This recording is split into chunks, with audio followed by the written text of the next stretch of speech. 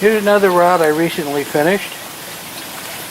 It's also going to be given away to as a surprise on my fishing charter coming up in November, December.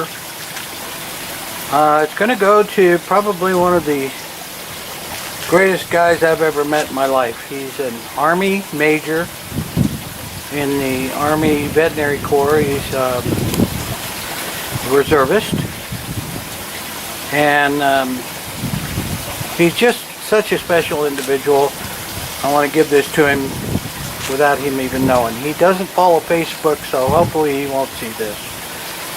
Anyway, I could give all kinds of stories and accolades about him, but just suffice to say, there are several of us that are just so happy that he's in our lives. So, what I did down here at the bottom is I played around a lot with Jim Trelika's olive branch technique. A little bit of olive branch, a little bit of what I call saw blade, but others call razor wire. And I did a thing in the middle where I had copied, kind of like I did a mirror image on either side of the middle.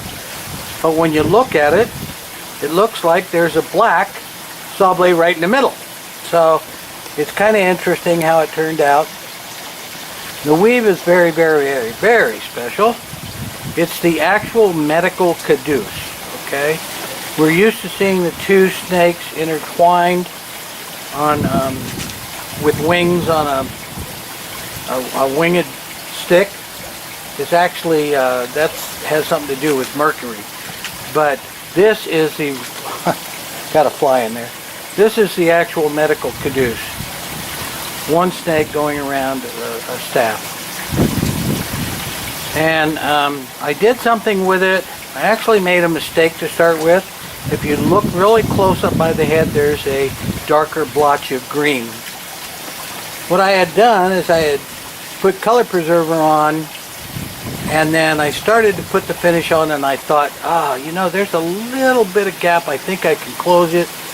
So while I was putting the finish on, I actually burnished it and made a patch on it of darker thread. And I said, I didn't want to cut it all off because there's a lot of hours working this. But I thought, you know what? Snakes, fish, all kind of critters have blotchy patterns all over their bodies. So I did it on purpose several other places, and it really came out pretty nice. It's a technique that I may use more in the past with in the future with other patterns. I don't know. It's going to take some work to figure out exactly what I'll get when I do something.